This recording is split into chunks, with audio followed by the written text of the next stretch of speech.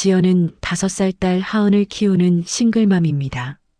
아이의 심장이 약해 정기 검사가 필요하지만 병원비 때문에 늘 마음이 무겁습니다.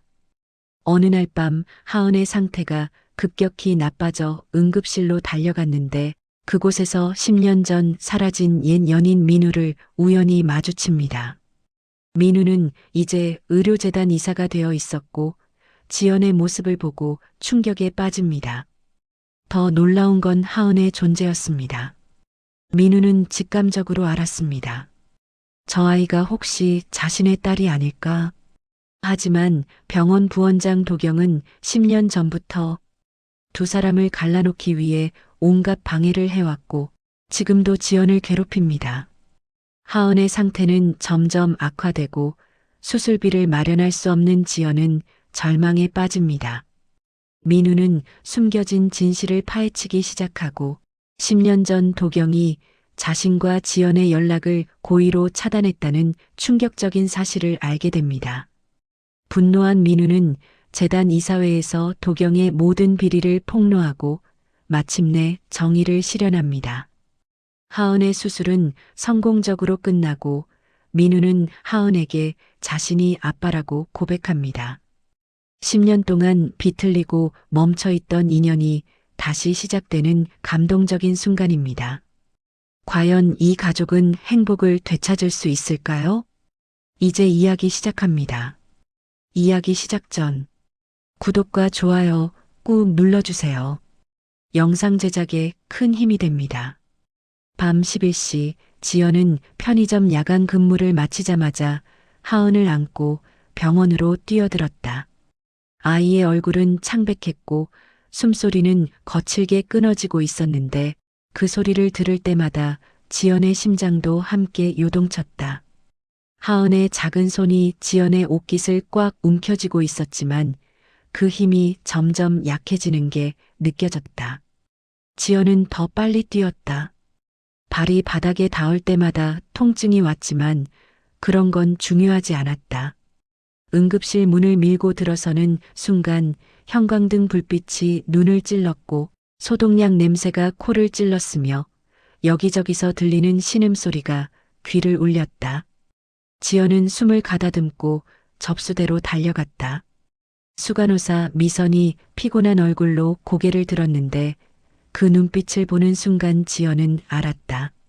오늘도 쉽지 않을 거라는 걸. 또 오셨네요. 보호자분, 아직 지난 진료비도 정산 안 됐는데요. 미선의 목소리는 차갑고 날카로웠다. 지연은 입술을 깨물며 말을 하려 했지만 목이 막혔다. 하은이 지연의 품에서 작게 신음했고 그 소리에 지연은 다시 입을 열었다. 오늘만요. 오늘만 먼저 진찰 좀 부탁드릴게요. 아이가 너무 숨을 못 쉬어서요. 지연의 목소리는 떨렸다. 애원하는 것도 이제 익숙해졌는데 돈이 없으면 사람들 앞에서 이렇게 작아져야 한다는 걸 지연은 너무 잘 알고 있었다. 미선은 대답 대신 긴 한숨을 내쉬었고 그 한숨 속에는 귀찮음과 피로와 무관심이 모두 섞여 있었다. 지연은 그 시선에 익숙했지만 익숙해진다고 아프지 않은 건 아니었다. 돈이 없으면 사람의 표정도 이렇게 바뀌는데 친절도 배려도 모두 돈이 있을 때만 주어지는 거였다. 하지만 지금은 어떤 모멸감보다 하은의 거친 호흡 소리가 더 무서웠다. 그때 응급실 문이 벌컥 열리며 앰뷸런스 요원들이 들것을 밀고 들어왔다. 사람들이 우르르 몰려들었고 복도는 순식간에 혼란스러워졌는데 지연은 그 틈에서 하은을 더 꽉 안았다. 아이가 사라질까봐, 놓칠까봐 두려웠다. 바로 그 순간 VIP 구역 쪽 복도에서 한 남자가 담당 의료진과 함께 내려오고 있었다. 깔끔한 네이비 수트에 단정한 헤어스타일, 그리고 단단한 걸음걸이를 가진 그 남자를 향해 병원 관계자들이 고개를 숙이며 인사했다. 민우였다. 지연은 고개를 들지 못했다. 하은을 안고 의료진에게 다가가는 것만으로도 정신이 없었는데 민우의 시선이 응급실 문 쪽을 스치는 순간 그의 발걸음이 딱 멈췄다. 옆에 있던 의사가 무언가 말을 걸었지만 민우는 듣지 못했고 그의 눈은 한 여자에게 고정되어 있었다. 민우의 입술이 아주 작게 떨렸다. 지연? 그 이름은 속삭임처럼 작았지만 그 안에는 10년 묵은 죄책감과 믿을 수 없다는 충격이 동시에 담겨 있었다. 민우는 한 발 앞으로 나아가려다 멈췄는데 지연의 모습이 기억 속 그녀와 너무 달랐기 때문이다. 예전엔 늘 웃고 있었는데 지금 그녀의 얼굴에는 절박함과 피로만 가득했다. 지연은 민우를 보지 못했다.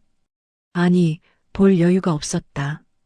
간호사가 하은을 받아들고 응급처치실로 향했고 지연은 그 뒤를 따라가며 아이의 이름을 불렀다. 민우는 그 뒷모습을 그저 바라볼 수밖에 없었다. 미선이 민우에게 빠르게 다가왔다. 그녀는 민우가 누구를 보고 있는지 알아챘다. 이사님, 아까 말씀드린 그 환자요 또 왔어요. 미납자예요. 미선의 목소리는 낮았지만 단호했다. 민우는 대답하지 않았다. 아니, 대답할 수가 없었는데 그의 시선은 여전히 지연이 사라진 복도 끝을 향하고 있었다. 머릿속이 하얗게 변했다. 저 여자가 정말 지연인가? 그렇다면 저 아이는 누구인가? 왜 그녀가 여기서 이런 모습으로 나타난 걸까? 민우의 주먹이 저절로 움켜쥐어졌다. 10년 전 자신이 아무 말 없이 떠났을 때 그녀에게 무슨 일이 있었던 건지 자신이 모르는 사이에 그녀는 어떤 삶을 살아왔던 건지 알 수 없었다. 오래 묻어두었던 복선이 아주 조용히 깨어나기 시작했다. 민우는 알지 못했다. 이 순간이 그의 인생 전체를 뒤흔들 시작점이 될 거라는 걸. 응급처치실 문이 닫혔고 지연은 그 앞에서 무너지듯 의자에 앉았다. 하은의 작은 손이 자신의 손을 놓는 순간이 너무 무서워서 눈을 감았지만 눈을 감아도 그 장면이 머릿속에서 지워지지 않았다. 지연은 떨리는 손으로 얼굴을 감쌌다. 이렇게 무력한 자신이 너무 미웠다. 돈만 있었다면, 돈만 조금 더 있었다면 아이가 이렇게 아플 때마다 이런 눈치를 보지 않아도 됐을 텐데. 지연은 입술을 깨물며 눈물을 참았다. 지금 울 시간도 없었다. 민우는 여전히 복도 끝에 서 있었다. 발걸음이 떨어지지 않았다. 다가가야 하는지 말을 걸어야 하는지 알 수 없었는데 10년이라는 시간이 너무 무겁게 느껴졌다. 그때 미선이 다시 말했다. 이사님, 저 보호자분 계속 저러세요. 돈도 없으면서 아이를 왜 낳았는지. 그 말에 민우의 눈빛이 변했다. 차갑게 식어가던 무언가가 다시 뜨거워졌다. 민우는 미선을 돌아보며 낮은 목소리로 말했다. 환자 기록 가져오세요. 지금 당장. 미선은 놀라며 고개를 끄덕였고 민우는 다시 응급처치실 쪽을 바라보았다. 지연의 떨리는 어깨가 보였다. 민우는 주먹을 쥔 채 숨을 깊게 들이마셨다. 그리고 천천히, 아주 천천히 그녀를 향해 걸어가기 시작했다. 하은이 응급처치를 받는 동안 지연은 복도 의자에 털썩 주저앉았다. 온몸에 힘이 빠져나가는 것 같았고 손은 여전히 떨리고 있었다. 지연은 눈을 감고 깊게 숨을 들이마셨지만 불안감은 가라앉지 않았다. 그때 복도 저편에서 구두 소리가 들려왔다. 또각또각 느리지만 단단한 그 소리가 점점 가까워지더니 지연 앞에서 멈췄다. 지연이 고개를 들자 도경 부원장이 팔짱을 낀 채 서 있었다. 그의 입가에는 비웃음이 걸려 있었다. 그래도 얼굴은 잘 살아있네. 예전엔 인턴이더니 지금은 환자 보호자? 도경의 목소리는 차갑고 날카로웠다. 지연은 고개를 돌렸지만 도경은 멈추지 않았다. 아이 키우기 힘들지? 그래도 병원비는 내야 하는 거 아니야? 지연은 입술을 깨물며 낮은 목소리로 말했다. 부원장님, 지금은 그런 얘기 들을 시간 없어요. 그럼 빚부터 갚지 병원비는 공짜가 아니니까. 도경의 말투는 무겁게 가라앉았고 그 안에는 오래된 아기가 묻어 있었다. 지연은 주먹을 쥐었지만 아무 말도 할 수 없었다. 10년 전 그 일이 떠올랐다. 지연이 인턴이었을 때 도경은 그녀를 끊임없이 괴롭혔다. 사소한 실수도 크게 부풀렸고 중요한 회의에서는 그녀를 배제했으며 결국 정규직 전환 심사에서 탈락시켰다. 그리고 모든 건 개인 사정으로 포장되어 사라졌다. 지연은 억울했지만 싸울 힘이 없었고 결국 회사를 나올 수밖에 없었다. 그때 민우와 사귀고 있었는데 그가 갑자기 해외로 떠났다는 소식을 들었다. 연락은 끊겼고 지연은 혼자 남았다. 그리고 얼마 후 임신 사실을 알았다. 지연은 그 기억을 떨쳐내려 했지만 도경은 계속 말을 이었다. 그때도 그랬지. 넌 항상 문제였어. 돈 관리도 못하고 인간관계도 엉망이고. 그만하세요. 지연의 목소리는 떨렸지만 단호했다. 도경은 코웃음을 쳤다. 왜? 사실인데 아이 아빠는 어디 갔어? 도망갔나? 그 말에 지연의 얼굴이 하얗게 질렸다. 도경은 그 반응을 즐기듯 천천히 미소를 지었다. 역시 그랬구나. 혼자 키우느라 고생 많네. 지연은 더 이상 참을 수 없었다. 자리에서 일어서려는 순간 뒤에서 낮은 목소리가 들려왔다. 삼촌, 지금 뭐 하시는 겁니까? 민우였다. 그는 도경과 지연 사이에 서서 차갑게 도경을 바라보고 있었다. 도경은 눈썹을 치켜 올리며 말했다. 민우야, 내가 왜 여기 있어? 이건 병원 업무고. 업무라고 하시기엔 너무 사적인 감정이 섞여 있는 것 같은데요. 민우의 목소리는 평소보다 낮고 단단했다. 도경은 잠시 민우를 쳐다보더니 비웃음을 흘렸다. 내가 이 여자를 아나? 재미있네. 알고 계셨죠, 예전부터. 민우의 말에 도경의 표정이 미세하게 굳었다. 지연은 두 사람을 번갈아 보며 무슨 일인지 이해할 수 없었다. 민우는 계속 말을 이었다. 삼촌이 지연 씨를 회사에서 내보냈다는 것도, 제가 해외에 있을 때 연락을 차단했다는 것도 알고 있습니다. 지연의 눈이 커졌다. 연락을 차단했다니 그게 무슨 말인가.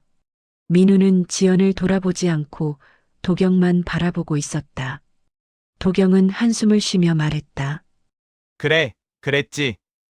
내가 그 여자 때문에 인생 망치는 걸 보고만 있을 수 없었으니까.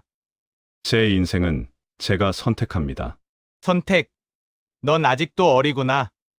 저 여자가 내 돈을 노리고 접근했다는 걸 모르나? 도경의 말에 지연이 벌떡 일어났다. 저는 그런 사람 아닙니다. 지연의 목소리는 떨렸지만 분명했다. 도경은 그녀를 비웃듯 쳐다보며 말했다. 그래. 그럼 왜 아이 아빠한테 연락 안 했어? 돈 받을 생각 없었으면 혼자 키웠겠지. 연락할 수 없었어요. 번호도 바뀌었고 회사도 그만뒀다고 들었고. 지연의 목소리가 점점 작아졌다. 도경은 승리한 듯 고개를 끄덕였다. 봐라, 민우야. 이런 여자야. 돈 필요할 때만 나타나고. 민우는 주먹을 쥐었다. 손등에 핏줄이 튀어나올 정도로 힘을 주고 있었는데 그의 얼굴은 차갑게 식어 있었다. 삼촌, 이제 그만하세요. 더 이상은 참지 않겠습니다. 뭐, 지연 씨와 저 아이는 제가 책임지겠습니다. 그리고 삼촌이 10년 전에 했던 일들 전부 조사하겠습니다. 도경의 얼굴이 굳었다. 민우는 한 발짝 앞으로 나아가며 말을 이었다. 환자 기록 조작, 개인 연락 차단, 직원 부당 해고, 증거 찾는 건 어렵지 않을 겁니다. 내가 감히. 네. 감히 하겠습니다. 민우의 목소리는 흔들림이 없었다. 도경은 이를 갈며 민우를 노려보더니 돌아서서 걸어갔다. 그의 뒷모습에는 분노가 가득했다. 복도가 조용해졌다. 지연은 민우를 바라보며 입을 열었지만 목소리가 나오지 않았다. 민우가 천천히 그녀를 돌아보았다. 지연 씨. 괜찮으세요? 지연은 고개를 저었다. 괜찮을 리 없었다. 10년 만에 다시 만난 민우, 그가 자신을 기억하고 있었다는 것, 그리고 도경이 연락을 차단했다는 사실까지. 모든 게 너무 갑작스러웠고 혼란스러웠다. 왜 그런 말을 하신 거예요? 지연의 목소리는 떨렸다. 민우는 잠시 망설이다가 말했다. 나중에 설명드릴게요. 지금은 하은이가 먼저니까. 그때 응급처치실 문이 열리며 의사가 나왔다. 보호자분, 아이 상태가 안 좋아서 심장 초음파랑 추가 검사가 필요합니다. 지연의 손이 떨렸다. 의사는 잠시 머뭇거리다가 조심스럽게 말을 이었다. 그리고 선결제가 필요합니다. 지연은 아무 말도 하지 못했다. 입술을 깨물고 고개를 숙였는데 눈물이 떨어질 것 같았다. 그 침묵 속에서 민우가 조용히 말했다. 제가 내겠습니다. 지연이 고개를 들었다. 민우는 이미 지갑을 꺼내고 있었다. 안 돼요. 그럴 순 없어요. 지연 씨. 지금은 하은이가 중요해요. 나머지는 나중에 얘기하죠. 민우의 목소리는 부드러웠지만 단호했다. 지연은 더 이상 거절할 힘이 없었고 고개를 떨구며 작은 목소리로 말했다. 고맙습니다. 민우는 대답 대신 의사를 따라갔다. 지연은 그 자리에 그대로 서 있었는데 가슴 속에서 무언가가 무너지는 소리가 들렸다. 10년 동안 쌓아 올린 벽이 조금씩 금이 가고 있었다. 하은의 검사가 진행되는 동안 지연은 복도 끝 의자에 앉아 있었다. 머릿속이 복잡했다. 민우가 나타났다는 것, 도경이 연락을 차단했다는 것, 그리고 민우가 검사비를 내겠다고 한 것까지. 모든 게 현실 같지 않았다.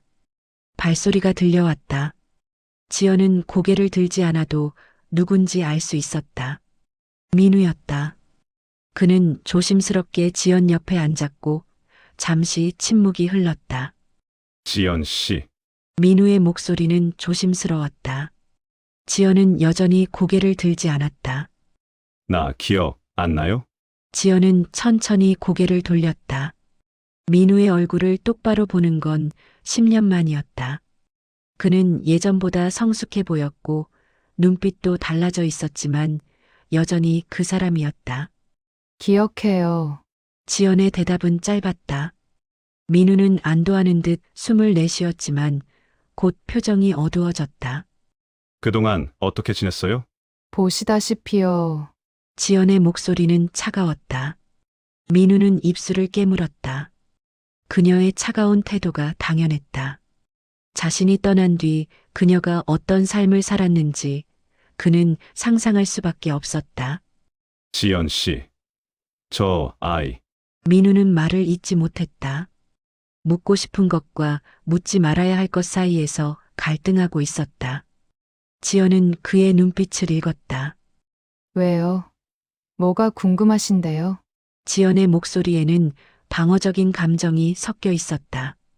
민우는 깊게 숨을 들이마시고 조심스럽게 물었다. 혹시 저 아이. 설마? 그 말을 끝까지 하지 못했다. 하지만 지연은 그가 무엇을 묻고 싶은지 알았다. 지연은 단호하게 고개를 저으며 말했다. 민우 씨, 지금 그런 말 할 상황 아니에요. 하지만 하은이는 제 딸이에요. 그것만 아시면 돼요. 지연의 목소리는 떨렸지만 분명했다. 민우는 더 묻지 않았지만 마음속에서는 거대한 불안과 예감이 끓고 있었다. 하은의 눈매, 작은 손, 그리고 미소 짓는 모습까지 너무 닮아 있었다. 자신의 어릴 적 사진 속 모습과. 민우는 주먹을 쥐었다. 만약 하은이 자신의 딸이라면 지난 5년 동안 자신은 무엇을 했던 걸까? 아무것도 모른 채 편하게 살았던 자신이 너무 비겁하게 느껴졌다. 지연 씨. 10년 전에 제가 왜 떠났는지 설명하고 싶어요. 필요 없어요. 지연의 대답은 단호했다. 민우는 당황하며 말을 이었다. 하지만 오해가 있어요. 저는 그냥 떠난 게 아니라 그게 중요해요? 결과는 똑같잖아요. 당신은 떠났고, 저는 혼자 남았어요. 지연의 목소리가 높아졌다. 그녀의 눈에는 오래 참았던 분노와 슬픔이 섞여 있었다. 저는 당신을 기다렸어요. 연락이 안 돼도 기다렸고, 회사를 그만뒀다는 소식을 들어도 기다렸어요. 하지만 당신은 돌아오지 않았어요. 민우는 아무 말도 할 수 없었다. 지연은 떨리는 목소리로 계속 말했다. 그리고 알았어요. 임신했다는 걸. 혼자였어요. 아무도 없었어요. 부모님도 돌아가셨고, 친구들도 다 떠났고. 저는 정말 지연의 목소리가 끊겼다. 눈물이 흘러내렸지만 그녀는 손으로 얼굴을 가렸다. 민우는 그녀의 어깨에 손을 올리려다 멈췄다. 자신에게 그럴 자격이 있는지 알 수 없었다. 그때 도경이 복도 저편에서 나타났다. 그는 두 사람을 보더니 비웃는 표정으로 다가왔다. 감동적인 재회네 하지만 민우야, 현실을 봐야지. 민우가 고개를 돌렸다. 도경은 팔짱을 끼고 말을 이었다. 저 여자는 예전에도 사고를 많이 치던 사람이야. 돈 문제로 회사 돈까지 손댔다고 소문났었지. 거짓말이에요. 지연이 벌떡 일어났다. 도경은 그녀를 차갑게 쳐다보며 말했다. 거짓말? 그럼 왜 회사를 나갔어? 정규직도 못 되고. 그건 부원장님이. 내가 뭘 했는데? 증거 있어? 도경의 목소리는 냉소적이었다. 지연은 입술을 깨물었다. 증거가 없었다. 10년 전 일이었고 모든 기록은 이미 사라졌을 것이다. 민우가 두 사람 사이에 섰다. 삼촌, 그만하세요. 왜? 사실인데. 이 여자가 내 돈을 노리고 아이까지 이용하는 거라고. 그 말에 지연의 얼굴이 창백해졌다. 민우는 주먹을 쥐고 도경을 노려보았다. 아이를 이용한다는 건 무슨 말입니까? 저 아이가 정말 내 딸인지 어떻게 알아? DNA 검사라도 했어? 도경의 말에 복도가 조용해졌다. 지연은 몸을 떨었고 민우는 숨을 참았다. 도경은 승리한 듯 미소를 지으며 말을 이었다. 봐라, 민우야. 이런 여자들은 돈 많은 남자만 보면 아이 아빠라고 우기는 거야. 닥치세요. 민우의 목소리가 복도에 울렸다. 도경은 놀라 민우를 바라보았다. 민우는 한 번도 본 적 없는 차가운 눈빛으로 도경을 노려보고 있었다. 삼촌, 다시는 지연 씨와 하은이에 대해 그런 식으로 말하지 마세요. 내가 지금 경고합니다. 한 번만 더 그러시면 가만히 있지 않겠습니다. 민우의 목소리는 낮았지만 단단했다. 도경은 이를 갈며 민우를 노려보더니 돌아서서 걸어갔다. 하지만 그의 얼굴에는 무언가를 계획하는 듯한 표정이 떠올랐다. 지연은 의자에 다시 앉았다. 온몸에 힘이 빠졌고 머리가 지끈거렸다. 민우가 그녀 옆에 조심스럽게 앉았다. 지연 씨, 미안해요. 삼촌이 너무 심했어요. 괜찮아요. 익숙해요. 지연의 목소리는 지쳐 있었다. 민우는 그녀를 바라보며 천천히 입을 열었다. 지연 씨, 저는 하은이가 제 딸이든 아니든 상관없어요. 지연이 고개를 들었다. 민우는 진심 어린 눈빛으로 그녀를 바라보며 말을 이었다. 10년 전 제가 떠났을 때 당신은 혼자 남았어요. 그리고 혼자 모든 걸 견뎌냈어요. 그건 제 잘못이에요. 제가 책임져야 할 일이고요. 책임이요? 지연의 목소리에는 비웃음이 섞여 있었다. 민우는 고개를 끄덕였다. 네, 저는 당신을 사랑했어요. 그리고 아마 지금도. 민우는 말을 멈췄다. 지연은 그를 바라보며 천천히 고개를 저었다. 사랑이요? 10년 만에 나타나서 사랑이라고 말하는 게 우습지 않아요? 알아요. 하지만 그때 응급실 문이 열리며 간호사가 나왔다.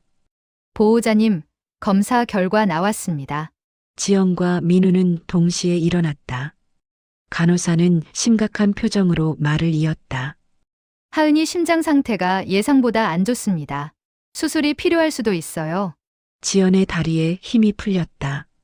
민우가 그녀를 붙잡았고 지연은 떨리는 목소리로 물었다. 수술이요. 얼마나? 정확한 건 담당 의사 선생님이 설명해 주실 거예요. 일단 들어가 보세요. 간호사가 안으로 들어갔고 지연은 민우의 손을 뿌리치며 먼저 걸어갔다. 민우는 그 뒷모습을 바라보며 주먹을 쥐었다. 하은이 자신의 딸인지 아닌지는 중요하지 않았다. 지금 중요한 건 저 아이가 아프다는 것, 그리고 지연이 혼자 이 모든 걸 감당하고 있다는 것이었다. 민우는 깊게 숨을 들이마시고 지연을 따라 걸어갔다. 그리고 마음속으로 다짐했다. 이번엔 절대 떠나지 않겠다고. 담당 의사는 지연과 민우를 작은 상담실로 안내했다. 책상 위에는 하은의 검사 결과가 놓여 있었고 의사는 심각한 표정으로 자료를 펼쳤다. 하은이 심장 판막에 문제가 있습니다. 선천적인 거라 출생 때부터 있었을 텐데 지금까지 잘 버텨온 거예요. 지연의 손이 떨렸다. 의사는 말을 이었다. 하지만 이번에 상태가 급격히 악화됐어요.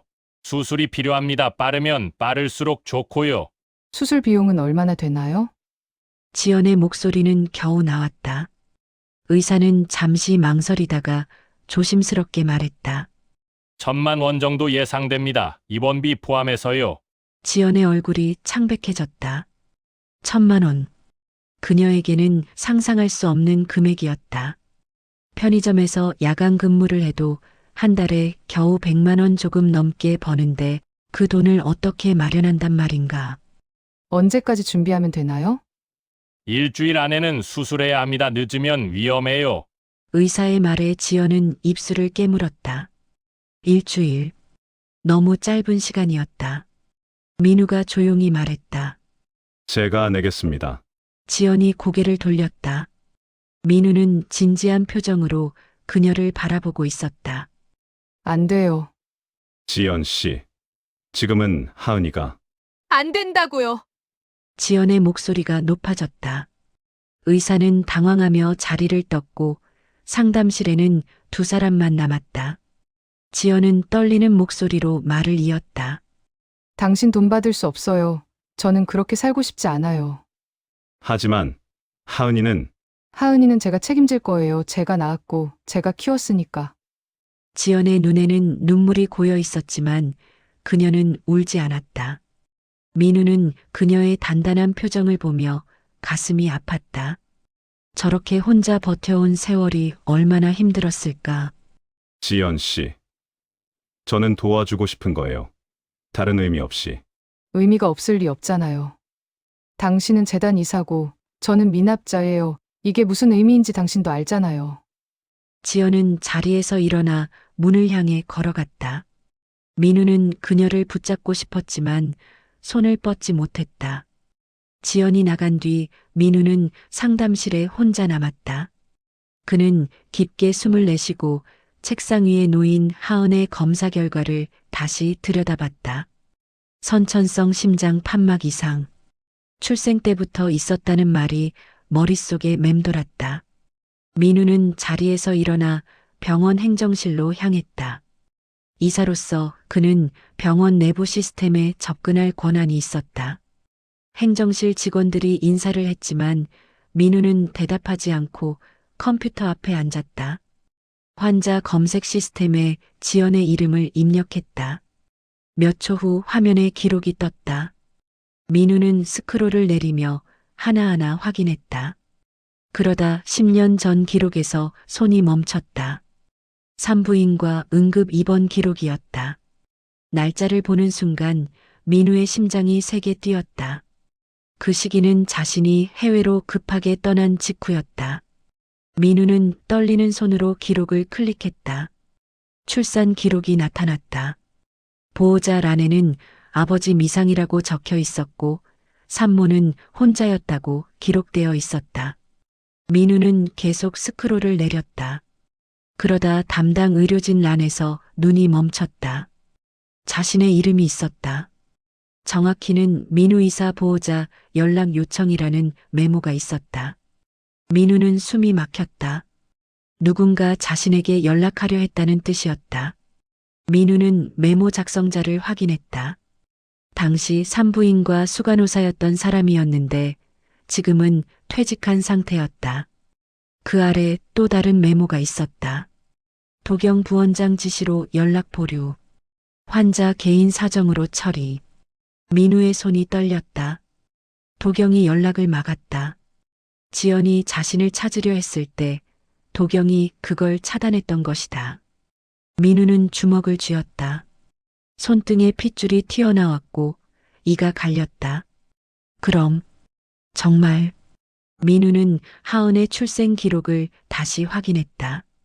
출생일을 계산해 보니 자신이 지연과 마지막으로 만난 날로부터 정확히 9개월 후였다. 민우는 눈을 감았다. 하은이 자신의 딸일 가능성이 높았다. 아니, 거의 확실했다. 이사님, 뒤에서 목소리가 들렸다. 민우가 돌아보니 도경이 서 있었다. 그는 민우가 보고 있는 화면을 힐끗 보더니 비웃는 표정을 지었다. 그래, 그래서 내가 말했잖아. 그 여자가 문제라고. 민우는 자리에서 천천히 일어났다. 도경은 팔짱을 끼고 말을 이었다. 10년 전에도 그랬어. 그 여자가 너한테 임신했다고 연락하려 했지. 하지만 난 막았어. 내 인생을 위해서. 내 인생을 위해서요? 민우의 목소리는 낮았지만 분노로 가득 차 있었다. 도경은 어깨를 으쓱하며 말했다. 그래, 넌 당시 해외 프로젝트 막 시작했고 재단 후계자로 준비 중이었어.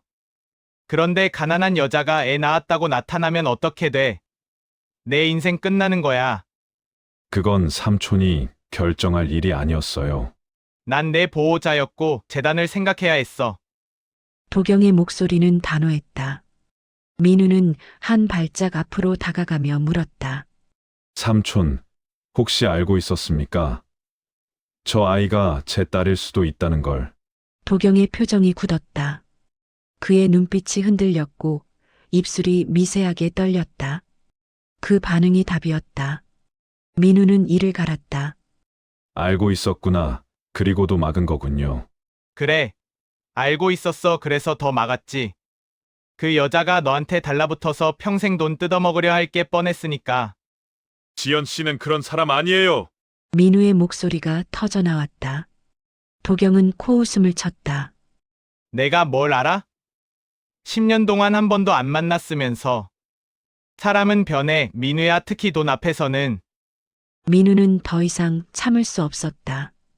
그는 도경의 옷깃을 잡으며 낮은 목소리로 말했다. 삼촌, 다시는 지연 씨에 대해 그런 식으로 말하지 마세요. 그리고 민우는 잠시 숨을 고르고 말을 이었다. 제 딸을 혼자 키우게 만든 것 절대 용서하지 않겠습니다. 도경의 얼굴이 일그러졌다. 그는 민우의 손을 뿌리치며 말했다. 내 딸? 확실해? DNA 검사라도 했어? 필요 없습니다. 저는 믿어요. 믿음으로 뭘 하겠다는 거야? 그 여자가 너한테서 돈 뜯어낼 생각이라고. 그럼 제가 주면 되죠. 민우의 대답에 도경은 당황했다. 민우는 차갑게 웃으며 말을 이었다. 그리고 삼촌, 이제 제가 재단 경영에 직접 참여하겠습니다. 더 이상 삼촌 마음대로 하시게 두지 않겠어요. 내가 감히... 네. 감히 하겠습니다. 그리고 10년 전 일도 전부 조사하겠습니다. 환자 기록 조작, 개인정보 유출, 직원 부당 해고까지. 민우의 눈빛은 흔들림이 없었다. 도경은 이를 갈며 민우를 노려보았다. 그러다 갑자기 비웃는 표정을 지으며 말했다. 좋아해봐. 하지만 그 아이가 너의 인생을 망칠 수도 있어. 재단 이사가 혼외자를 뒀다는 게 알려지면 어떻게 될지 생각해봤어? 민우는 대답하지 않았다. 도경은 승리한 듯 미소를 지으며 돌아섰다. 하지만 민우는 그의 뒷모습을 보며 조용히 말했다. 상관없습니다. 제 딸이니까요.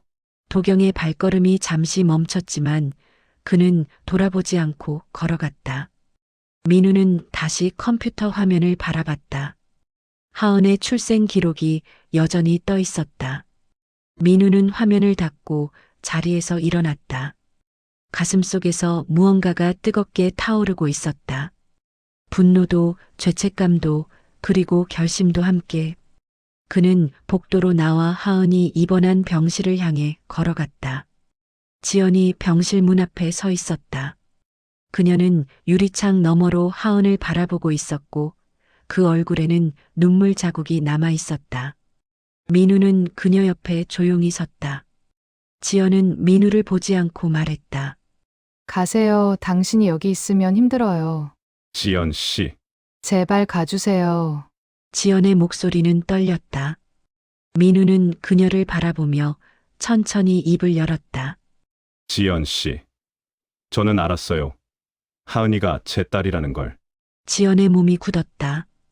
그녀는 천천히 민우를 돌아봤다. 민우는 진지한 눈빛으로 그녀를 바라보며 말을 이었다. 10년 동안 혼자 키워서 미안해요. 몰랐어요. 정말 몰랐어요. 지연의 눈에서 눈물이 흘러내렸다. 그녀는 고개를 저으며 말했다. 이제 와서 미안하다고 하면 뭐가 달라져요? 지난 10년이 돌아오나요? 안 돌아와요. 하지만 민우는 지연의 손을 잡으려 했다. 지연은 손을 뿌리쳤다. 손대지 마세요. 당신은 너무 늦었어요. 지연은 돌아서서 걸어갔다. 민우는 그 자리에 서서 그녀의 뒷모습을 바라봤다. 가슴이 찢어지는 것 같았다. 하지만 민우는 포기하지 않기로 했다. 10년 전엔 떠났지만 이번엔 다르다. 절대 떠나지 않을 것이다. 다음 날 새벽 지연은 병실 의자에서 잠이 들었다가 깼다. 목이 뻐근했고 온몸이 쑤셨지만 그런 건 중요하지 않았다. 하은이 침대에 누워있는 모습을 보며 지연은 작게 한숨을 내쉬었다. 하은의 얼굴은 여전히 창백했고 산소 마스크를 쓴 채 힘겹게 숨을 쉬고 있었다. 지연은 하은의 작은 손을 잡았다. 차가웠다. 지연은 두 손으로 하은의 손을 감싸며 입김을 불어넣었다. 하은아, 엄마 여기 있어. 괜찮아. 지연의 목소리는 떨렸다. 하은은 눈을 뜨지 못했다. 지연은 눈물을 참으며 하은의 손을 계속 잡고 있었다. 그때 병실 문이 열리며 담당 의사가 들어왔다. 그의 표정이 심각했다. 지연은 불안한 마음으로 자리에서 일어났다. 보호자님, 잠시 밖에서 이야기 좀 할까요? 의사의 목소리는 조심스러웠다. 지연은 하은을 한 번 더 보고 의사를 따라 복도로 나갔다. 의사는 차트를 보며 말을 이었다. 하은이 상태가 예상보다 빠르게 악화되고 있습니다. 원래는 일주일 정도 여유가 있다고 했는데 얼마나 남았어요? 지연의 목소리는 떨렸다. 의사는 잠시 망설이다가 대답했다. 이틀, 늦어도 3일 안에 수술해야 합니다. 그 이상 늦으면 위험합니다. 지연의 다리에 힘이 풀렸다. 이틀, 3일. 그 짧은 시간 안에 1,000만 원을 어떻게 마련한단 말인가. 지연은 벽에 기대어 간신히 몸을 지탱했다. 선생님, 제발 며칠만 더 시간을 주세요. 돈을 꼭 마련할 테니까. 보호자님, 저도 최선을 다하고 있어요. 하지만 의학적으로 더 늦출 수가 없어요. 의사의 목소리에는 안타까움이 섞여 있었다. 지연은 고개를 떨구었다. 눈물이 떨어졌지만 닦을 힘도 없었다. 의사가 돌아간 뒤 지연은 복도에 주저앉았다. 머릿속이 하얗게 변했다. 어떻게 해야 할까? 은행 대출은 이미 한도가 꽉 찼고 친구들도 다 연락이 끊긴 지 오래였다. 지연은 떨리는 손으로 휴대폰을 꺼냈다. 통장 잔액을 확인했다. 50만 원. 그게 전부였다. 지연은 휴대폰을 꽉 쥐었다. 손이 떨렸고 숨이 막혔다. 하은아, 미안해. 엄마가 무능해서. 지연의 목소리는 떨리며 끊어졌다. 그때 복도 끝에서 발소리가 들렸다. 지연이 고개를 들자 민우가 서 있었다. 그는 지연의 모습을 보고 달려왔다. 지연 씨, 무슨 일이에요? 민우는 지연 앞에 무릎을 꿇고 그녀를 바라봤다. 지연은 고개를 돌렸다. 상관없어요. 가세요.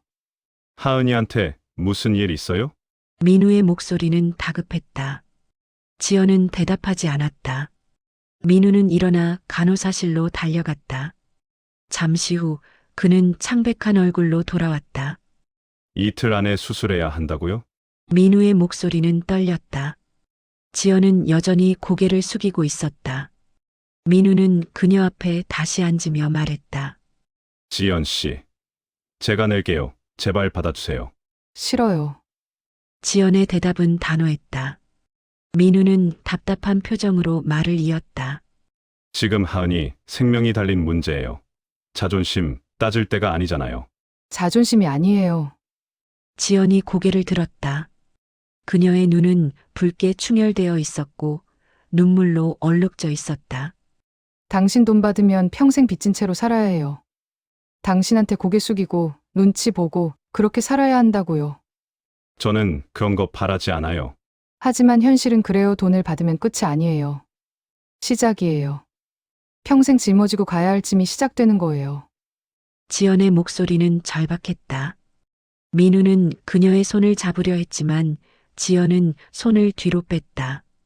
지연 씨, 저는 당신은 몰라요. 가난이 뭔지, 빚이 뭔지, 그게 얼마나 무서운 건지 몰라요. 지연의 목소리가 높아졌다. 민우는 아무 말도 할 수 없었다. 지연의 말이 맞았다. 그는 돈 걱정 없이 살아왔고 빚의 무게를 느껴본 적이 없었다. 그때 병실에서 경보음이 울렸다. 지연과 민우는 동시에 고개를 돌렸다. 간호사들이 급하게 병실로 뛰어들었고 의사도 달려왔다. 하은이. 지연이 일어나 병실로 달려갔다. 민우도 그녀를 따라갔다. 병실 안에서는 의료진이 하은을 둘러싸고 응급처치를 하고 있었다. 심전도 모니터의 숫자가 불안정하게 흔들리고 있었다. 산소포화도 떨어지고 있어요. 심박수 불안정합니다. 간호사들의 목소리가 급박하게 울렸다. 지연은 문 앞에서 몸을 떨며 그 장면을 지켜봤다. 민우가 그녀의 어깨를 잡았지만 지연은 느끼지 못했다. 하은아. 지연의 목소리는 떨리며 끊어졌다. 눈물이 쏟아져 내렸고 다리에 힘이 풀렸다. 민우가 그녀를 붙잡아 안정시켰다. 지연 씨, 괜찮아요. 하은이 괜찮을 거예요. 민우의 목소리도 떨리고 있었다. 그는 유리창 너머로 하은을 바라봤다. 작고 창백한 아이가 산소 마스크를 쓴 채 힘겹게 숨을 쉬고 있었다. 민우의 가슴이 조여왔다. 저 아이가 자신의 딸이다. 5년 동안 모르고 살았던 자신의 딸이 지금 저렇게 아프다. 민우는 주먹을 쥐었다. 손톱이 손바닥에 박혔지만 아프지 않았다. 몇 분 후 의사가 나왔다. 그는 마스크를 벗으며 말했다. 일단 안정시켰습니다. 하지만 언제 또 이런 상황이 올지 몰라요. 빨리 수술해야 합니다. 지연은 무너지듯 바닥에 주저앉았다.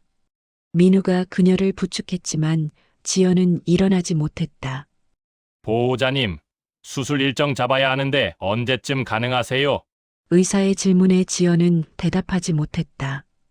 입술이 떨렸고 목소리가 나오지 않았다. 민우가 대신 말했다. 내일 당장 해주세요. 의사는 놀라며 민우를 바라봤다. 민우는 단호한 표정으로 말을 이었다. 비용은 제가 전액 부담하겠습니다. 지금 당장 수술 준비해주세요. 이사님, 의사는 잠시 망설이다가 고개를 끄덕였다. 알겠습니다. 내일 오전에 수술 잡겠습니다. 의사가 돌아간 뒤 지연은 민우를 올려다봤다. 그녀의 눈에는 분노와 슬픔과 무력감이 섞여 있었다. 왜 그러세요? 제가 싫다고 했잖아요. 지연 씨, 지금은 하은이가 먼저예요. 그러니까 왜 당신이 나서요? 우리랑 상관없잖아요. 지연의 목소리는 날카로웠다. 민우는 그녀 앞에 무릎을 꿇고 눈을 마주치며 말했다. 상관 있어요. 하은이는 제 딸이에요. 그리고 당신은 제가 사랑했던 사람이에요. 지연은 고개를 저었다. 눈물이 계속 흘러내렸다. 사랑이요. 10년 만에 나타나서 사랑이라고 하는 게 말이 돼요? 안 돼요 하지만 사실이에요. 민우의 목소리는 떨렸다. 지연은 그를 밀쳐냈다. 거짓말 마세요. 당신은 저를 버렸어요. 10년 전에. 버린 게 아니에요. 몰랐어요. 삼촌이 연락을 차단했고. 변명 그만해요. 지연의 목소리가 복도에 울렸다. 민우는 입을 다물었다. 지연은 떨리는 목소리로 계속 말했다. 10년 동안 혼자였어요. 아이 낳을 때도 혼자였고, 아플 때도 혼자였고, 밤마다 울 때도 혼자였어요. 당신은 어디 있었어요? 미안해요. 미안하다고 다 해요. 10년이 돌아와요. 제가 흘린 눈물이 다시 들어와요. 지연은 울며 소리쳤다. 민우는 아무 말도 할 수 없었다. 지연의 말이 모두 사실이었고 변명할 여지가 없었다. 지연은 벽에 기대어 천천히 주저앉았다. 온몸에 힘이 빠져나가는 것 같았다. 민우는 그녀 옆에 조용히 앉았다. 지연 씨. 저는 과거를 바꿀 수는 없어요. 하지만 미래는 바꿀 수 있어요. 지연은 대답하지 않았다. 민우는 말을 이었다. 하은이 수술은 제가 책임질게요. 그리고 앞으로도 제가 책임지고 싶어요. 두 사람 모두. 지연이 천천히 고개를 돌렸다. 민우는 진지한 눈빛으로 그녀를 바라보며 말했다. 돈이 아니에요. 의무도 아니에요. 저는 정말로 함께하고 싶어요. 지연의 눈에서 눈물이 흘러내렸다. 그녀는 고개를 저으며 작게 말했다. 너무 늦었어요. 민우는 지연의 손을 잡았다. 이번엔 지연이 손을 빼지 않았다. 민우는 그녀의 손을 꽉 쥐며 말했다. 늦지 않았어요. 이제 시작이에요. 복도는 조용했다. 두 사람은 말없이 앉아 있었고 민우의 손은 여전히 지연의 손을 잡고 있었다. 지연은 울음을 참으려 했지만 눈물은 계속 흘러내렸다. 그리고 그 순간 멀리서 도경의 모습이 보였다. 그는 두 사람을 바라보며 차갑게 미소를 지었다. 그의 손에는 서류 봉투가 들려 있었다. 다음 날 아침 수술실 앞 대기실에는 긴장감이 감돌고 있었다. 지연은 의자에 앉아 손을 꽉 쥐고 있었고 민우는 그녀 옆에서 조용히 기다리고 있었다. 수술이 시작된 지 2시간이 지났지만 아직 아무 소식이 없었다. 지연의 손은 떨리고 있었다. 민우가 조심스럽게 그녀의 손을 잡았고 이번엔 지연이 뿌리치지 않았다. 두 사람은 말없이 앉아 있었는데 그 침묵 속에는 불안과 기도가 섞여 있었다. 괜찮을 거예요. 민우가 작게 말했다. 지연은 고개를 끄덕였지만 눈에서는 눈물이 흘러내리고 있었다. 지연은 떨리는 목소리로 말했다. 하은이가 만약에 하은이가 그런 말 하지 마세요. 하은이는 괜찮을 거예요. 민우의 목소리는 단호했다. 지연은 그를 바라보며 말을 이었다. 민우 씨, 제가 미안해요. 왜요? 10년 동안 당신한테 연락 안 한 거 하은이 아빠가 누군지 말 안 한 거 다 제 잘못이에요. 지연의 목소리는 떨렸다. 민우는 고개를 저으며 말했다. 아니에요. 잘못은 제가 한 거예요. 10년 전에 제대로 된 이별도 없이 떠난 건 저니까. 민우는 잠시 망설이다가 입을 열었다. 지연 씨. 그때 왜 떠났는지 설명하고 싶어요. 지연은 대답하지 않았다. 민우는 깊게 숨을 들이마시고 말을 이었다. 10년 전 삼촌이 저한테 급하게 해외 출장을 보냈어요. 재단 확장 프로젝트라고 했는데 알고 보니 거짓말이었어요. 그냥 저를 당신한테서 떼어놓고 싶었던 거죠. 지연이 천천히 고개를 돌렸다. 민우는 계속 말했다. 해외에서 연락하려고 했어요. 수없이 전화했고 문자도 보냈어요. 하지만 모두 차단됐어요. 회사 사람들한테 물어봤더니 당신이 그만뒀다고만 하더라고요. 그래서요. 지연의 목소리는 차가웠다. 민우는 고개를 숙였다. 그래서 포기했어요. 당신이 저를 싫어하게 된 줄 알았어요. 아니면 다른 사람 만났거나. 멍청하네요. 지연의 말에 민우는 쓰게 웃었다. 맞아요. 정말 멍청했어요. 당신을 믿었어야 했는데. 확인도 안 하고 포기했으니까. 지연은 눈물을 닦으며 말했다. 저도 바보였어요. 당신을 기다리기만 하고 직접 찾으려는 노력은 안 했으니까. 두 사람은 잠시 침묵했다. 민우가 조심스럽게 물었다. 지연 씨. 그때 아이를 낳을 때 정말 혼자였어요? 지연은 천천히 고개를 끄덕였다. 내 부모님도 일찍 돌아가셨고 친구들도 다 바빴어요. 병원에서 혼자 나왔어요. 지연의 목소리는 담담했지만 그 안에는 오래된 슬픔이 묻어 있었다. 무서웠어요. 아이 낳는 것도 무서웠고 앞으로 어떻게 살아야 할지도 무서웠어요. 하지만 하은이를 처음 봤을 때 지연의 목소리가 떨렸다. 민우는 그녀의 손을 더 꽉 쥐었다. 하은이가 저를 보고 울었어요. 그 소리를 들었을 때 알았어요. 이 아이만큼은 제가 꼭 지켜야 한다는 걸. 민우의 눈에서 눈물이 흘러내렸다. 그는 목소리를 가다듬으며 말했다. 지연 씨. 정말 미안해요. 그때 제가 있었어야 했는데. 이제 그만해요. 과거는 과거니까. 지연의 말에 민우는 고개를 끄덕였다. 그때 수술실 문이 열리며 의사가 나왔다. 지연과 민우는 동시에 자리에서 일어났다. 수술 잘 끝났습니다. 의사의 말에 지연은 무너지듯 민우에게 기댔다. 민우가 그녀를 붙잡았고 지연은 그의 품에서 울기 시작했다. 안도의 눈물이었다.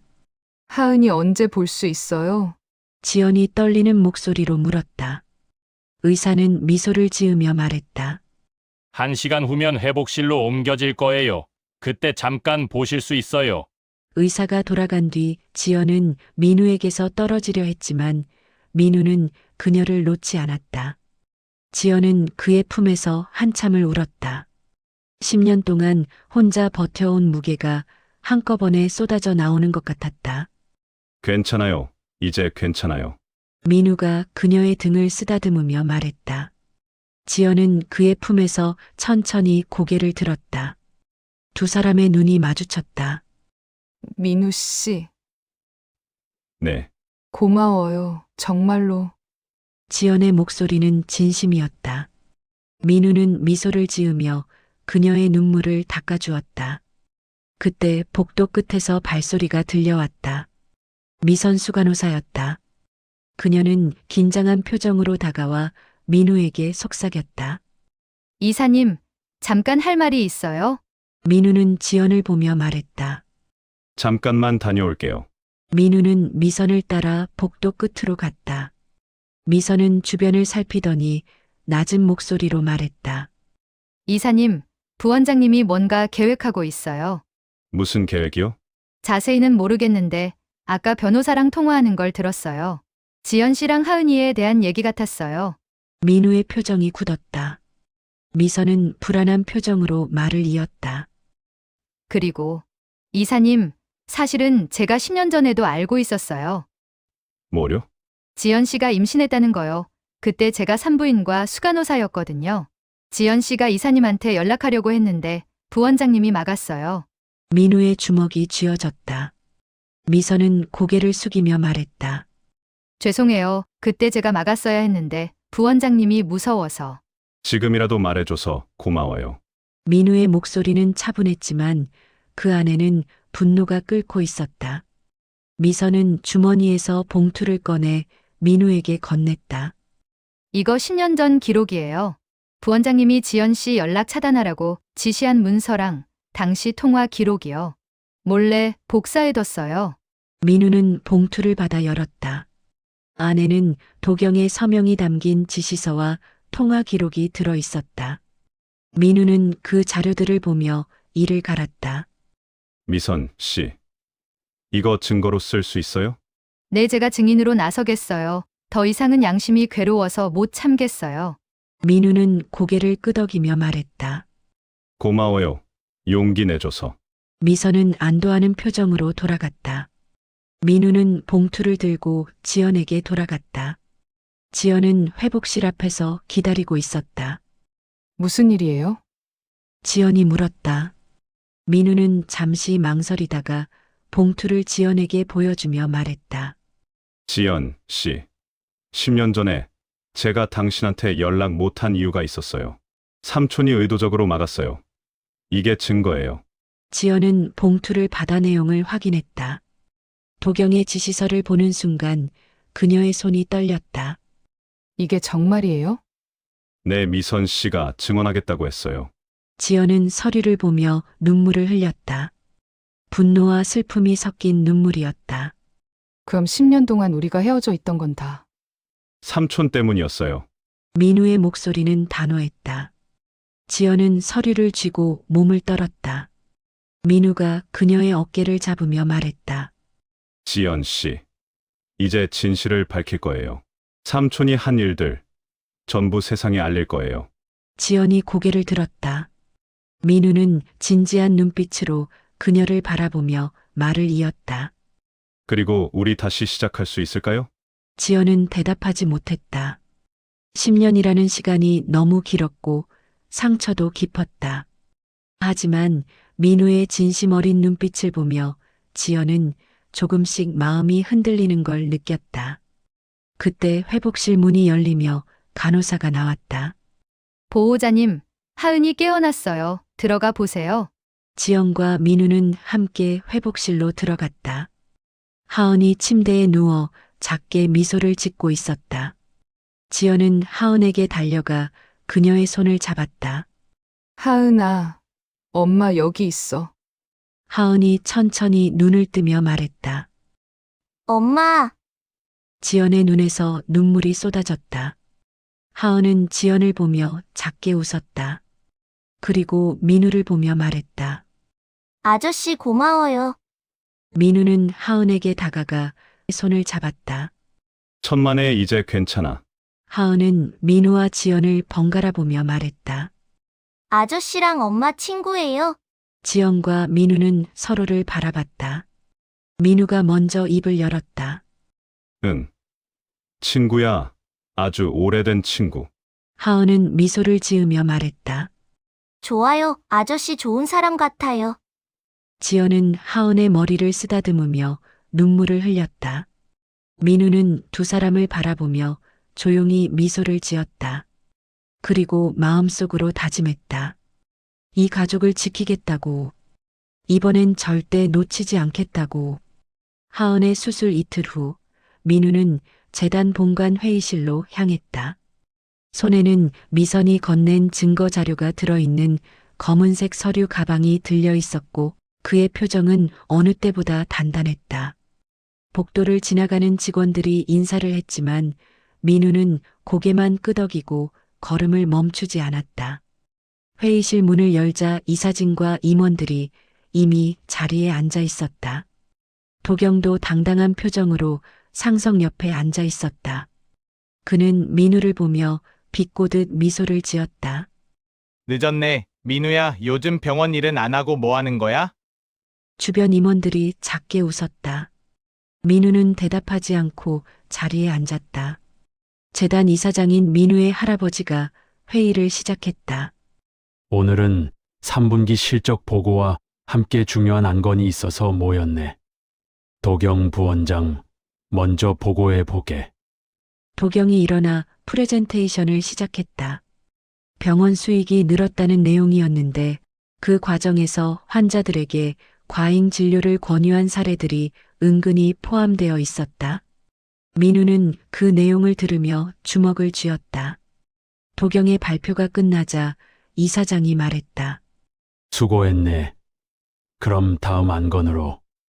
잠깐만요. 민우가 일어섰다. 회의실이 조용해졌다.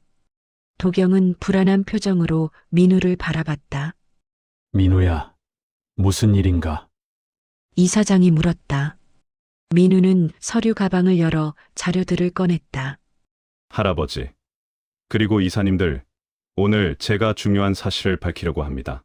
민우는 자료를 테이블에 펼쳤다. 10년 전 도경의 지시서와 통화 기록, 그리고 환자 기록 조작 증거들이 나타났다. 도경 부원장은 지난 10년간 환자 정보를 조작하고 개인 연락을 고의로 차단했으며 직원들을 부당하게 해고했습니다. 회의실이 술렁였다. 도경은 자리에서 일어나며 소리쳤다. 무슨 소리야? 증거 있어? 민우는 차분하게 서류를 한 장씩 넘기며 설명했다. 여기 도경 부원장의 서명이 담긴 지시서입니다. 10년 전 환자 보호자의 연락을 차단하라는 내용이죠. 그리고 이건 당시 통화 기록입니다. 이사진이 서류를 돌려보기 시작했다. 도경의 얼굴이 점점 하얗게 질렸다. 그건 환자 개인정보 보호를 위한. 개인정보 보호요? 민우의 목소리가 날카로워졌다. 환자가 직접 연락하려고 했는데 그걸 막은 게 개인정보 보호인가요? 그것도 환자 본인의 동의 없이? 도경은 말을 잇지 못했다. 민우는 다른 서류를 꺼냈다. 그리고 이건 최근 3년간 과잉 진료 사례입니다. 필요 없는 검사를 권유하고 비싼 약을 처방하고 입원을 불필요하게 연장했습니다. 모두 수익을 늘리기 위해서죠. 한 이사가 서류를 보며 물었다. 이게 사실인가요? 사실입니다. 증인도 있습니다. 민우가 문을 열자 미선이 들어왔다. 그녀는 긴장한 표정이었지만 단단히 마음먹은 듯 보였다. 미선 수간호사, 증언해 주세요. 미선은 고개를 끄덕이고 이사진을 향해 말하기 시작했다. 저는 20년간 이 병원에서 일했습니다. 10년 전부터 도경 부원장의 지시로 여러 부당한 일을 해왔습니다. 미선의 목소리는 떨렸지만 분명했다. 환자 연락 차단, 기록 조작, 그리고 과잉 진료 권유까지 모두 부원장님의 지시였습니다. 저는 그동안 양심에 괴로워하며 살아왔습니다. 도경이 자리에서 벌떡 일어났다. 이 여자가 무슨 소리를 하는 거야? 증거도 없이. 증거 있습니다. 민우가 노트북을 열었다. 화면에 이메일과 메신저 기록이 나타났다. 부원장님이 직원들에게 보낸 지시 내용입니다. 모두 병원 내부 시스템에 기록되어 있죠. 이사진이 화면을 보며 놀란 표정을 지었다. 도경은 이제 변명할 여지가 없었다. 그는 주먹을 쥐고 민우를 노려봤다. 내가 감히. 감히 했습니다. 그리고 더 있습니다. 민우는 마지막 서류를 꺼냈다. 도경 부원장은 개인적인 감정으로 직원을 부당 해고했습니다. 10년 전 인턴이었던 한 직원을 정규직 전환 심사에서 고의로 탈락시켰습니다. 이사장이 서류를 보며 물었다. 이유가 뭔가? 개인적인 원한입니다. 그 직원이 저와 교제하고 있었거든요. 회의실이 술렁였다. 도경의 얼굴이 붉어졌다. 그건 그 여자가 능력이 없어서. 능력이 없었다고요? 민우는 냉소를 띠며 말했다. 그 직원은 인턴 평가에서 항상 상위권이었습니다. 담당 교수들도 정규직 전환을 추천했죠. 하지만 부원장님이 막았습니다. 민우는 잠시 숨을 고르고 말을 이었다. 그리고 그 직원은 지금 제 딸의 어머니입니다. 회의실이 조용해졌다. 이사진은 놀란 표정으로 민우를 바라봤다. 도경은 비웃으며 말했다. 그래. 맞아, 내가 막았어.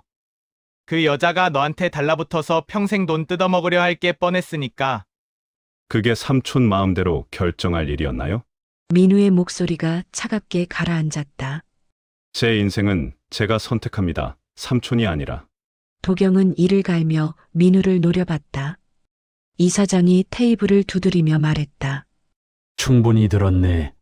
도경, 할 말 있나? 도경은 잠시 침묵하다가 말했다. 저는 모두 재단을 위해서 한 일입니다. 민우가 그 여자 때문에 인생 망치는 걸 막으려고. 재단을 위해서요? 한 이사가 비꼬듯 물었다. 환자들을 속이고 직원들을 괴롭히고 개인정보를 조작한 게 재단을 위해서고요. 도경은 대답하지 못했다. 이사장이 한숨을 쉬며 말했다. 도경, 자네는 선을 넘었네. 재단 이사진의 결정으로 오늘부로 부원장직에서 해임하겠네. 도경의 얼굴이 하얗게 질렸다. 형님 저를 그리고 법적 문제는 따로 처리할 것이네. 환자 기록 조작과 개인정보 침해는 명백한 범죄니까. 이사장의 목소리는 단호했다.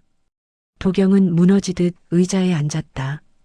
민우는 그를 차갑게 내려다보며 말했다. 삼촌, 10년 전에 삼촌이 저와 지연 씨를 갈라놓지 않았다면 우리는 행복하게 살았을 겁니다. 하은이도 아버지 없이 자라지 않았을 거고요. 도경은 고개를 숙였다. 민우는 말을 이었다. 삼촌이 한 일들 절대 용서하지 않겠습니다. 회의실을 나서는 민우의 뒷모습은 당당했다. 복도에서 기다리고 있던 미선이 다가왔다. 이사님, 고생하셨어요. 아니에요. 미선 씨가 용기 내줘서 가능했어요. 미선은 안도하는 표정으로 미소를 지었다. 민우는 창밖을 보며 말했다. 이제 지연 씨한테 가야죠. 민우는 병원으로 향했다. 하은의 병실 앞에서 지연이 기다리고 있었다. 그녀는 민우를 보자 일어섰다. 어떻게 됐어요? 부원장직 해임됐어요. 그리고 법적 처벌도 받을 겁니다. 지연은 안도하는 표정을 지었다. 민우는 그녀에게 다가가며 말했다. 지연 씨, 이제 아무도 우리를 방해할 수 없어요. 지연은 민우를 바라보며 천천히 고개를 끄덕였다. 민우는 그녀의 손을 잡았다. 다시 시작할 수 있을까요? 우리. 지연은 잠시 망설이다가 작게 미소를 지었다. 천천히요. 10년이라는 시간을 하루아침에 메울 순 없으니까. 천천히. 좋아요. 제가 기다릴게요. 민우의 눈빛은 진심으로 가득했다. 지연은 그의 손을 꽉 쥐며 말했다. 하은이한테 가요. 아이가 기다리고 있어요. 두 사람은 손을 잡고 병실로 들어갔다. 하은이 침대에 앉아 그림을 그리고 있었다. 민우와 지연을 보자 하은은 환하게 웃었다. 엄마! 아저씨! 민우는 하은에게 다가가 그녀의 그림을 봤다. 거기에는 세 사람이 손을 잡고 있는 모습이 그려져 있었다. 이거 우리야? 민우가 물었다. 하은은 고개를 끄덕이며 말했다. 응! 엄마랑 나랑 아저씨! 민우의 눈에 눈물이 고였다. 지연도 하은의 그림을 보며 미소를 지었다. 하은은 민우를 올려다보며 물었다. 아저씨, 우리랑 계속 있을 거예요? 민우는 하은의 머리를 쓰다듬으며 말했다. 응. 계속 있을 거야. 약속해. 하은은 환하게 웃었다. 지연은 두 사람을 바라보며 조용히 눈물을 흘렸다. 그 눈물은 슬픔이 아니라 안도와 희망의 눈물이었다. 창밖으로 따뜻한 햇살이 들어왔다. 민우는 지연의 어깨에 손을 올렸고 지연은 그 손을 가만히 받아들였다. 하은은 그림을 계속 그리며 작은 노래를 불렀다. 10년 동안 비틀리고 멈춰있던 인연이 오늘 다시 시작되었다. 그리고 이 가족은 이제 누구에게도 흔들리지 않을 것이다. 3주 후 하은은 완전히 회복되어 퇴원할 수 있게 되었다. 아침 햇살이 병실 창문으로 쏟아져 들어왔고 하은은 침대에 앉아 퇴원 준비를 하고 있었다. 지연은 하은의 짐을 챙기며 가끔 딸의 얼굴을 바라봤다. 건강한 혈색이 돌아온 하은의 볼을 볼 때마다 지연의 가슴은 따뜻해졌다. 엄마, 집에 가면 뭐 먹을 거예요? 하은이 밝게 물었다. 지연은 미소를 지으며 말했다. 하은이가 좋아하는 거 다 해줄게. 김밥도 만들고 계란말이도 해주고. 와, 좋아요. 하은의 목소리에는 생기가 넘쳤다. 그때 병실 문이 열리며 민우가 들어왔다. 그의 손에는 분홍색 곰인형과 꽃다발이 들려 있었다. 하은아, 퇴원 축하해. 민우가 곰인형을 건네자 하은은 환하게 웃으며 받았다. 와, 고마워요. 아저씨, 이거 진짜 예뻐요. 하은은 곰인형을 꼭 안았다. 민우는 지연에게 꽃다발을 건네며 조심스럽게 말했다. 지연 씨도 수고 많으셨어요. 지연은 꽃다발을 받으며 작게 미소를 지었다. 예전처럼 차갑게 거절하지 않았다. 지난 3주 동안 민우는 매일 병원에 왔고 하은과 놀아주고 지연을 도왔다. 처음엔 불편했지만 시간이 지나며 지연의 마음도 조금씩 열리기 시작했다. 고마워요. 지연의 대답은 짧았지만 진심이 담겨 있었다. 민우는 안도하는 표정으로 하은에게 다가갔다. 하은아, 퇴원하면 어디 가고 싶어? 하은은 잠시 생각하더니 말했다. 공원, 그네 타고 싶어요. 그래? 그럼 오늘 공원 갈까? 민우의 제안에 하은은 고개를 끄덕이며 환호했다. 지연은 두 사람을 바라보며 복잡한 표정을 지었다. 민우가 하은과 이렇게 자연스럽게 지내는 모습을 보면 가슴 한편이 따뜻해지면서도 한편으로는 불안했다. 만약 민우가 다시 떠나면 어떡하지? 하은이 상처받으면 어떡하지? 그런 생각들이 머릿속을 맴돌았다. 담당 의사가 들어와 마지막 검진을 했다. 모든 결과가 좋았고 의사는 만족스러운 표정으로 말했다. 하은이 정말 잘 회복했어요.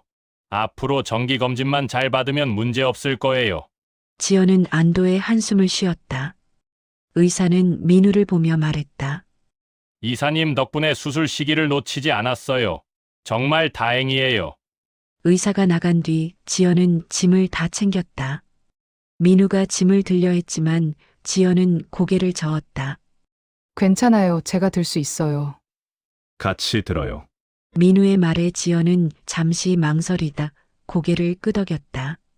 두 사람은 짐을 나눠 들고 하은과 함께 병실을 나섰다. 복도를 걸으며 하은은 민우와 지연의 손을 각각 잡았다. 엄마, 아저씨, 우리 셋이서 걸으니까 좋아요. 하은의 말에 지연과 민우는 서로를 바라봤다. 민우는 조심스럽게 미소를 지었고 지연도 작게 미소를 지으며 고개를 돌렸다. 병원 로비에 도착하자 간호사들이 하은에게 인사했다. 하은아, 건강해야 해. 네, 고마워요. 하은은 환하게 웃으며 손을 흔들었다. 미선도 멀리서 손을 흔들었고 지연은 그녀에게 고개를 숙여 인사했다. 미선이 없었다면 진실을 밝힐 수 없었을 것이다. 병원 밖으로 나오자 따뜻한 바람이 불어왔다. 겨울이 지나고 봄이 오고 있었다. 하은은 신선한 공기를 마시며 기지개를 켰다. 와, 밖 공기가 이렇게 좋았어요? 하은의 말에 지연과 민우는 웃었다. 민우는 주차장으로 가며 말했다. 차 가지고 올게요. 여기서 기다려요. 민우가 사라진 뒤 하은이 지연을 올려다보며 물었다. 엄마, 아저씨 좋은 사람이지? 응, 좋은 사람이야. 그럼 아저씨랑 계속 같이 있으면 안 돼요? 하은의 질문에 지연은 대답하지 못했다. 하은은 엄마의 손을 꽉 잡으며 말을 이었다. 나는 아저씨 좋아요. 아저씨 있으면 따뜻해요. 지연의 눈에 눈물이 고였다. 하은은 엄마의 눈물을 보고 놀라며 말했다. 엄마, 왜 울어요? 슬퍼요? 아니야, 행복해서 그래. 지연은 하은을 꽉 안았다. 하은의 작은 몸에서 따뜻함이 느껴졌다. 지연은 조용히 눈물을 흘렸다. 10년 동안 혼자 버텨온 시간들이 주마등처럼 스쳐 지나갔다. 아이를 혼자 낳던 날, 밤마다 울며 일어나는 하은을 달래던 밤들, 병원비 걱정에 잠 못 이루던 날들. 모든 게 너무 힘들었지만 하은이 있어서 버틸 수 있었다. 그리고 이제 혼자가 아니었다. 민우가 돌아왔고 함께하겠다고 말했다. 지연은 아직도 완전히 믿을 수 없었지만 조금씩 마음을 열고 있었다. 민우가 차를 몰고 왔다. 그는 차에서 내려 하은을 안아 뒷좌석에 태웠다. 지연도 조수석에 탔고 민우는 운전석에 앉으며 물었다. 어디로 갈까요? 집. 아니면 공원? 하은이 뒤에서 소리쳤다. 공원! 민우는 웃으며 공원으로 차를 몰았다. 차 안은 조용했지만 편안한 침묵이었다. 라디오에서는 잔잔한 음악이 흘러나왔고 하은은 창밖을 바라보며 행복한 표정을 짓고 있었다. 공원에 도착하자 하은은 신나게 뛰어내렸다. 민우가 하은의 손을 잡고 그네로 향했고 지연은 그 뒤를 천천히 따라갔다. 벤치에 앉아 두 사람을 바라보는 지연의 얼굴에는 미소가 번졌다. 민우가 하은을 그네에 태우고 밀어주었다. 하은은 높이 올라갈 때마다 깔깔 웃었다. 민우도 환하게 웃으며 하은과 놀아주고 있었다. 지연은 그 모습을 보며 생각했다. 저게 아빠와 딸의 모습이구나. 하은이 평생 궁금해하던 아빠의 모습이 저거구나. 잠시 후 민우와 하은이 지연에게 왔다. 하은은 숨을 헐떡이며 말했다. 엄마, 정말 재밌었어요. 그래? 다행이다. 지연은 하은의 머리를 쓰다듬었다. 민우는 지연 옆에 앉으며 조심스럽게 말했다. 지연 씨, 네. 저 하은이한테 제가 아빠라고 말해도 될까요? 지연은 민우를 바라봤다. 그의 눈빛은 진지했고 떨리고 있었다. 지연은 잠시 생각하다가 하은을 봤다. 하은은 꽃을 따며 놀고 있었다. 하은이가 원하면요. 지연의 대답에 민우는 안도하는 표정을 지었다. 그는 하은을 불렀다. 하은아, 이리 와봐. 하은이 달려왔다. 민우는 하은을 무릎에 앉히고 조심스럽게 말하기 시작했다. 하은아, 아저씨가 할 말이 있어. 뭔데요? 사실은 아저씨가 하은이 아빠야. 하은은 잠시 멍하니 민우를 바라보다가 지연을 봤다. 지연은 고개를 끄덕였다. 하은의 눈이 커졌다. 정말요? 아저씨가 내 아빠예요? 응. 그동안 몰라서 미안해. 민우의 목소리는 떨렸다. 하은은 잠시 생각하더니 민우의 목을 안으며 말했다. 괜찮아요. 이제 알았으니까. 그리고 아빠 있어서 좋아요. 민우의 눈에서 눈물이 흘러내렸다. 그는 하은을 꽉 안으며 말했다. 고마워. 하은아, 아빠가 앞으로 잘할게. 약속해. 지연도 두 사람을 바라보며 눈물을 흘렸다. 10년 동안 비어있던 자리가 채워지는 순간이었다. 하은이 민우에게서 떨어지며 말했다. 그럼 이제 아빠라고 불러도 돼요? 응. 그럼. 아빠! 하은은 환하게 웃으며 민우를 불렀다. 민우는 하은을 다시 안으며 웃음과 눈물을 동시에 흘렸다. 지연은 두 사람을 바라보며 조용히 미소를 지었다. 해가 서쪽으로 기울기 시작했다. 민우는 지연과 하은을 집까지 데려다 주었다. 집 앞에 도착하자 하은이 민우에게 물었다. 아빠, 내일도 와요? 응. 올게. 약속이에요. 약속. 민우는 하은과 새끼손가락을 걸었다. 하은은 만족한 표정으로 집 안으로 들어갔다. 지연과 민우는 문 앞에 남았다. 들어가요. 차 조심해서 가고요. 지연이 말했다. 민우는 고개를 끄덕이다가 조심스럽게 물었다. 지연 씨, 저 우리 다시 시작할 수 있을까요? 지연은 민우를 바라보며 천천히 입을 열었다. 솔직히 말하면 아직도 무서워요. 당신이 다시 떠날까봐, 하은이가 상처받을까봐. 안 떠나요, 절대로. 민우의 목소리는 단호했다. 지연은 작게 미소를 지으며 말했다. 시간을 주세요. 천천히 갈게요. 10년이라는 시간이 있었으니까 다시 쌓는데도 시간이 필요해요. 얼마든지 기다릴게요. 민우는 지연의 손을 잡았다. 지연은 이번엔 손을 빼지 않았다. 그럼 내일 봐요. 네, 내일 봐요. 민우는 차에 올라타 손을 흔들었다. 지연도 손을 흔들며 그를 배웅했다. 차가 사라진 뒤 지연은 집 안으로 들어갔다. 하은은 거실에서 그림을 그리고 있었다. 지연이 다가가 보니 그림에는 세 사람이 손을 잡고 웃고 있는 모습이 그려져 있었다. 엄마, 이거 우리야. 엄마, 나, 아빠. 하은의 목소리는 행복으로 가득했다. 지연은 하은을 안으며 말했다. 그래, 우리 가족이야. 엄마, 행복해요? 응. 엄마 정말 행복해. 지연의 눈에서 눈물이 흘러내렸다. 하은은 엄마의 눈물을 닦아주며 말했다. 울지 마요. 엄마, 이제 우리 셋이잖아요. 지연은 하은을 꽉 안았다. 10년 동안 비틀리고 멈춰있던 인연이 오늘 다시 시작되었다. 앞으로 어떤 일이 있을지 알 수 없지만 지연은 더 이상 두렵지 않았다. 왜냐하면 이제 혼자가 아니니까. 하은이 있고 민우가 있고 그리고 함께할 미래가 있으니까.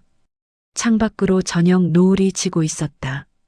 붉은 하늘은 마치 새로운 시작을 축복하는 것 같았다. 지연은 하은과 함께 창밖을 바라보며 조용히 미소를 지었다. 그리고 이 가족은 이제 누구에게도 흔들리지 않을 것이다.